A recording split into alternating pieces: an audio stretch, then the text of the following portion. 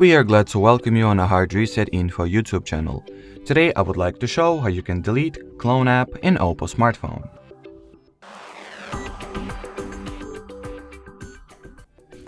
So to start, there are two ways to do that. You can either find the cloned instance of an app, then touch and hold at its icon, go for the app info page and tap at the install button over here.